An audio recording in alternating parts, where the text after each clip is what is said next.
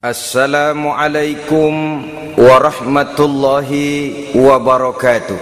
Waalaikumsalam warahmatullahi wabarakatuh. Bismillahirrahmanirrahim. Alhamdulillahi rabbil alamin. Wassalatu wassalamu ala ashrafil anbiya'i wal mursalin, Sayyidina wa maulana Muhammadin wa ala alihi wa ashabihi al-mujahidin at-tahirin, amma ba'du.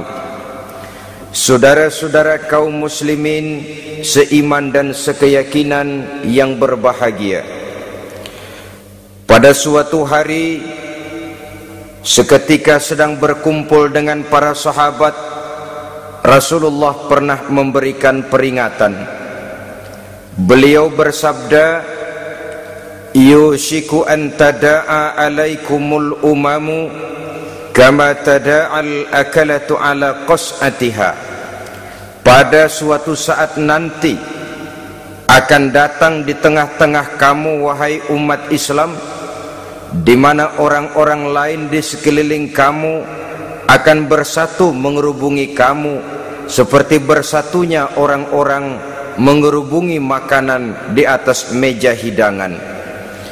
Akan datang satu saat nanti di mana kondisimu dikepung sedemikian rupa, yang barat mau menerkam, yang timur mau menghantam, yang selatan mau menginjak-injak, yang utara pun akan menjelajah. Kondisimu seperti makanan di atas meja hidangan. Sebagian sahabat merasa heran dan terkejut, lalu mereka bertanya, amin qillati nahnu yawma izin ya Rasulullah, apakah jumlah kami pada waktu itu sedikit ya Rasul, kami sampai dikepung sedemikian rupa? Beliau menjawab, bal antum yawma izin katsir, sama sekali tidak, kamu tidak sedikit pada saat itu, bahkan jumlahmu sangat banyak, kamu adalah mayoritas.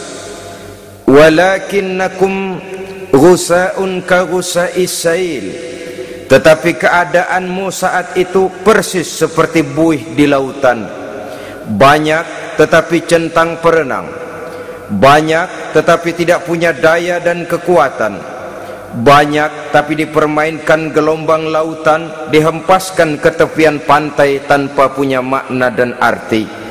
Kondisimu pada saat itu kuantitas yang tanpa kualitas, sehingga orang lain enak saja mengepung kamu. Akidahmu didangkalkan, dibanjiri dengan peradaban dan kebudayaan yang menjauhkan dari agama. Dari segi maksiat dan munkarat seluruhnya mengepung sampai kita melepaskan nilai-nilai Islam kita ini.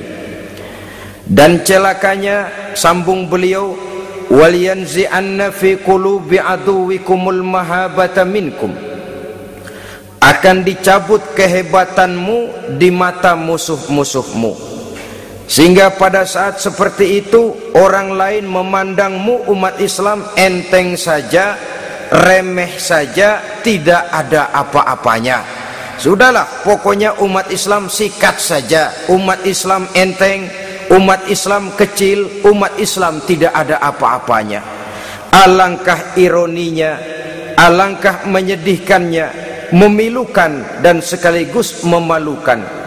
Umat yang mayoritas ini dipermainkan oleh yang minoritas. Umat yang jumlahnya terbesar, terbanyak, bahkan konon menurut catatan sampai 90%, tapi dipermainkan oleh mereka kelompok-kelompok kecil ini. Wal yakzifanna fi qulubikumul wahn, pada saat itu di hatimu dicampakkanlah penyakit wahan. Sahabat kemudian bertanya, wa mal wahnu ya Rasulullah, apakah penyakit wahan itu ya Rasul? Beliau menjawab, hubbud dunya wa karahiyatul maut. Penyakit wahan itu tidak lain hubbud dunya wa karahiyatul maut, terlalu cinta kepada dunia dan terlalu takut kepada mati. materialistis dan takut resiko. Dua penyakit inilah yang menyebabkan walaupun umat ini mayoritas, tapi dipermainkan oleh yang minoritas. Walaupun dia golongan terbesar, tapi nasibnya seperti makanan di atas meja makan. Dari segala macam penjuru mau menghantam dia.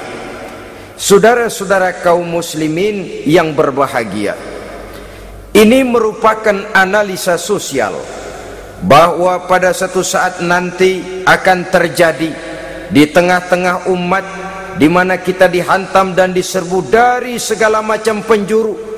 Akidah didangkalkan, peradaban dan kebudayaan dirusak, makanan dan minuman diracuni, pakaian ditelanjangi dan lain sebagainya, sampai kita melepaskan nilai Islam yang kita cintai ini. Kondisi sosial ini satu saat akan datang kepada kita. Demikian analisa dan peringatan dari Rasulullah sallallahu alaihi wasallam.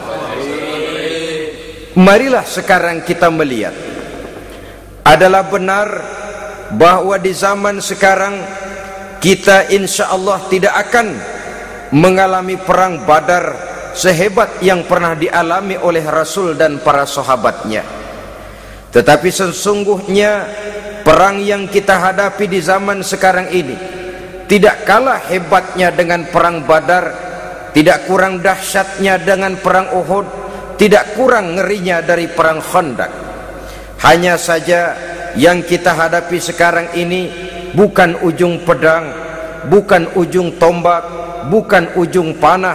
Yang kita hadapi sekarang ini adalah perang akidah, perang ideologi, perang mempertahankan keyakinan. Yang kalau kita kalah sekarang, kita memang masih beragama, tetapi anak kita, cucu kita, generasi yang akan hidup 5, 10, 20, 30 tahun yang akan datang, wallahu a'lam bissawab. Islam, saudara-saudaraku, tidak mungkin hilang dari dunia, tetapi tidak mustahil Islam gulung tikar dari desa kita, tidak mustahil Islam gulung tikar dari kampung dan kota kita, jikalau kita tidak menjaganya, jikalau kita tidak memeliharanya, bahkan jikalau kita tidak mewariskannya kepada anak-anak kita, generasi yang akan datang. Marilah kita mengingat sejenak bagaimana Islam di Spanyol yang pernah jaya, pernah mewarnai daratan Eropa, dan yang sekarang hanya sekedar tinggal ceritanya saja. Ini pernah diperingatkan oleh Rasul dalam satu hadis, sayati ala ummati zamanun la yabqal Islam illa ismun wala minal Quran illa rasmun. Akan datang satu masa di tengah umatku di mana pada masa itu Islam ada tapi hanya tinggal sekedar namanya saja, dan Quran pun ada tapi cuma sekedar tinggal tulisannya saja. Apabila kita tidak mewariskan ini kepada generasi yang akan datang, maka serbuan-serbuan dari berbagai macam penjuru dari hari ke hari semakin kita rasakan kehebatannya. Tidak mustahil sejarah Spanyol akan terjadi di desa kita, akan terjadi di kampung kita, akan terjadi di kota kita. Orang Spanyol kalau mereka cerita kepada anaknya, mereka akan cerita, nak, di sini dulu ada masjid. Kapan Pak? Dulu bener dah. Banyak orang Islam kalau hari Jumat pada sembahyang, kapan itu Pak? Dulu sekali. Sekarang cuma sekedar tinggal ceritanya saja. Bukankah sesuatu yang sangat tidak mustahil apabila kita tidak menjaga dan mewariskan Islam ini kepada generasi yang akan datang, maka serbuan-serbuan akan membawakan hasil yang diinginkan oleh para penyerbu itu tadi. Kita sudah menjadi umat yang mayoritas, tetapi umat yang mayoritas ini menurut Rasul